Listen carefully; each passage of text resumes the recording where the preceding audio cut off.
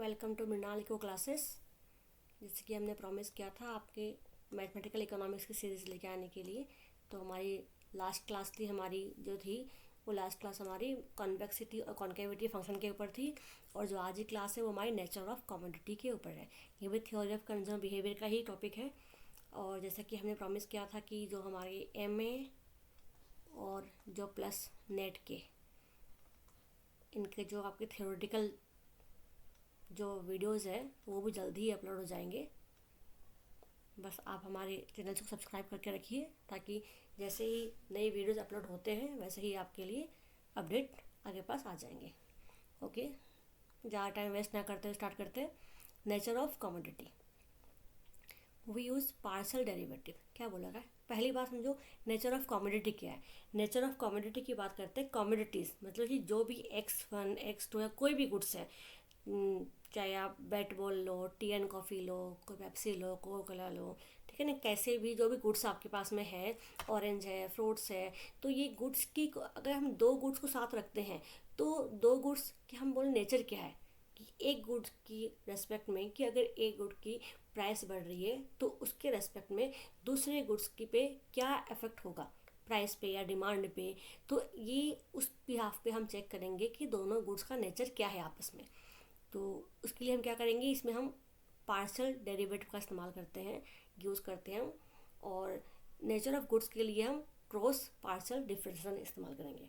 जैसे कि बोला गया है कि X1 एंड X2, ठीक है, जो गुड्स है ये X1 एंड X2 ये कॉम्प्लीमेंट्री है या सब्स्टिट्यूट है या फिर अनरिलेटेड गुड्स है, जो कि कुछ फ्यू कंडीशंस पे डिपेंड करते हैं।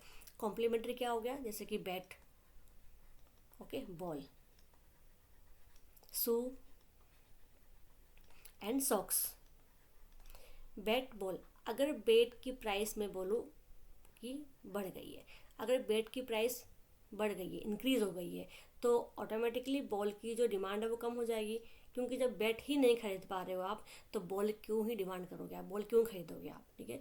भले ही बॉल की प्राइस कम हो, लेकिन अगर बैट की प्राइस बढ़ रही है, मतलब एक कमोडिटी के प्राइस के इफेक्ट से दूसरे कमोडिटी डिमांड पे इफेक्ट पड़ रहा है, ठीक है। अगेन शूज़, अगर शूज़ सस्ते हो रहे हैं, अगर हम बात करते हैं कि जूते कम हो गए, ठीक है, जूते की प्राइस कम हो गई है, अगर जूते की प्राइस कम हो रही है, शूज़ की प्राइस कम हो रही है, ऑटोमेटिकली हम शूज़ का डिमांड बढ़ेगा। लेकिन शूज़ का डिमांड तो बढ़ेगा ही, लेकिन साथ में सॉक्स का डिमांड, क्योंकि सॉक्स जो जुराब है, मोजे की बात कर रहे हैं, उनमें कोई भी चेंजेस नहीं आए हैं, ना कोई प्राइस कम की गई है ना प्राइस ज़्यादा की गई है, कुछ नहीं किया गया। लेकिन सिर्फ क्योंकि कॉम्प्लीमेंट करते हैं, क्योंकि हम जुराब जो सॉक्स है हम शू के साथ पहनते ही हैं, इसलिए अगर शू हम ज़्यादा खरीदेंगे तो साथ में हमारी, और शू कब खरीदेंगे जब शू की जो प्राइस है वो कम हो जाए। तो अगर शूज़ की प्राइस कम होती है तो सॉक्स की डिमांड बढ़ जाएगी। मतलब एक की प्राइस कम या ज़्यादा होने से दूसरे के डिमांड में इफेक्ट किस तरह पड़ता है। तो इन दोनों गुड्स का रिलेशन क्या है हम वो देखेंगे कि वो कॉम्प्लीमेंट्री है, सब्स्टिट्यूट है या अनरिलेटेड। सब्स्टिट्यूट में आपके हम मान लेते हैं कॉफ़ी, टी कॉफ़ी तो कॉमन एग्जांपल हो गया, ठीक है, हम जानते ही हैं। फिर ब्रेड एंड बटर पढ़ते आ रहे हैं। कॉफ़ी, सॉरी, कोल्ड ड्रिंक में आप ले लो पेप्सी, कोका कोला, ठीक है, फिर फांटा ले लो, मिरिंडा ले लो। ये कुछ हमको क्या है, सब्स्टिट्यूट है, चाहिए लीजिए कि अगर एक नहीं चला तो दूसरे से हम काम चला लेंगे, ठीक है। थर्ड है अनरिलेटेड गुड्स। अब बात करें लग्जरी की, एक तरह से कि गोल्ड डायमंड की, और एक तरफ हम बात कर रहे हैं खाने की, ठीक है। तो खाने की प्राइस कितने भी कम ज़्यादा हो, लग्जरी से क्या मतलब है, सोने से क्या मतलब है, ठीक है ना। तो गोल्ड की रेट के बढ़ने, अगर इंक्रीज़ हो रही है या फिर डिक्रीज़ हो रही है, तो उससे हमारे पेप्सी, कोका कोला, ऑरेंज, इन सब चीज़ों में कोई भी इफेक्ट नहीं पड़ने वाला, हाँ, कुछ दिखेगा नहीं हमें कोई चेंजेस में। तो ऐसे जो गुड्स है इनको हम बोलते हैं अनरिलेटेड गुड्स। तो ये कुछ हमें फाइंड आउट करना है, ये कुछ नेचर ऑफ गुड्स है। तो इनको फाइंड आउट करने के लिए हमारे पास कुछ कंडीशंस हैं। कंडीशंस क्या है, ये है कि अगर हम ये क्रॉस पार्शियल डिफरेंस करते हैं और उसकी जो वैल्यू आपकी है अगर लेस देन जीरो आ रही है बोथ, ठीक है। देखिए मान लो बोथ गुड्स की आप जैसे बोथ X1 का, अगर आप X1 को आप P2 के रेस्पेक्ट में करते हो, X2 को P1 के रेस्पेक्ट में करते हो, तो अगर ये क्रॉस पार्शियल डिफरेंशिएशन की वैल्यू जो आएगी आपकी वो लेस देन जीरो आती है, तो क्या होगा आपका, ये कॉम्प्लीमेंट्री गुड्स होगा। अगेन वही से नेक्स्ट है कंडीशन आपकी है कि अगर वैल्यू ग्रेटर देन जीरो आती है तो वो आपका हो जाएगा सब्स्टिट्यूट गुड्स। अगेन नेक्स्ट है इक्वल टू ज़ीरो, अगर जो वैल्यू है दोनों की इक्वल टू ज़ीरो आती है तो वो होगा अनरिलेटेड गुड्स, ठीक है। और दोनों की साइंस अपोजिट आती है, मीन्स एक का अगर हम बात करते हैं कि फर्स्ट डिफरेंशिएशन x1 का एक्सपेरिमेंट करें P2 के प्राइस में, तो अगर वो आ रही है लेस देन, और x2 को हम P1 का एक्सपेरिमेंट करते हैं डिफरेंशिएशन और वो आ रहा है हमारा ग्रेटर देन, तो अगर साइन अपोजिट आ रहे हैं तो उसका मतलब है कि हम दोनों गुड्स के बारे में कुछ बता सकते नहीं है कि दोनों गुड्स का नेचर क्या है, ठीक है। तो एक कंडीशन बहुत इंपॉर्टेंट है, याद रखना कि less than complementary, greater than substitute, okay, zero unrelated and science opposite nature can not be determined. Question कर लेते हैं हम। ये हमारा क्वेश्चन है, दो डिमांड फंक्शन दे रखे x1 equal to 20 minus 2p1 minus p2 and x2 demand function दे रखा आपका 9 माइनस p1 माइनस 2p2। तो हम देखते हैं क्रॉस पार्शियल डिफरेंस निकाल लेते हैं हम। डिफरेंशिएशन करते हैं पहले हम x1 को p1 के रेस्पेक्ट में, तो वैल्यू हमारी आ रही है -2 जो कि हमारी क्या है लेस देन 0 है।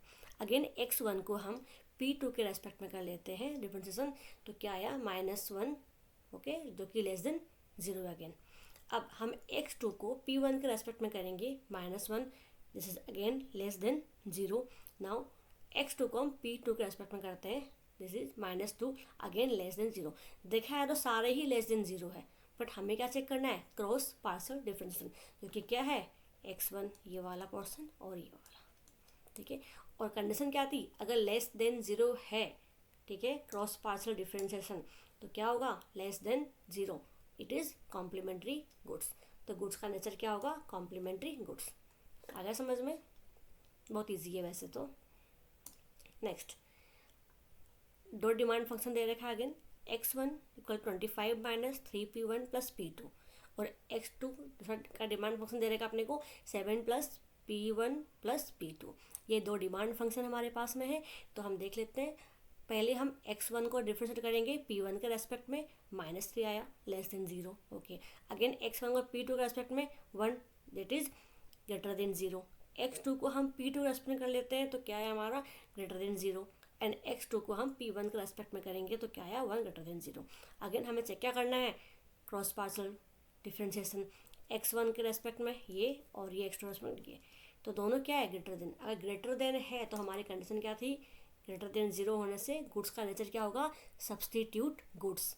तो हमारा ये वाला आंसर भी आ गया, सब्सटीट्यूट गुड्स, ठीक है। तो हमारे इस तरह से कोई भी डिमांड फंक्शन आपको दे रखा हो, जस्ट आपको ये 4 डिफरेंस करने हैं। आपको नहीं भी करना चाहो तो अगर आप जरूरी नहीं कि चारों आपको करना है, आप बस क्रॉस पार्शियल डिफरेंशिएशन ये कर लो, 2 निकालने से भी आपका एनफ है। अगर ये फाइंड आउट कर लेते हो आप नॉर्मली, अगर एग्जाम में टाइम नहीं है आपके पास में, जैसे कि नेट वाला उस टाइम होता नहीं, तो अगर वो इतना याद रख ले कि ये 2 इस जो कंडीशंस है ये कंडीशंस याद कर ले और इस कंडीशंस के भी आप वैल्यू निकाल ले, उस वैल्यू पे आपका आंसर आ जाएगा, ओके। तो ये था हमारा आज का टॉपिक नेचर ऑफ कम्युनिटी जो ख़त्म हो गया। कल हम आपके लिए नई टॉपिक्स को अपलोड कर देंगे। Thank you.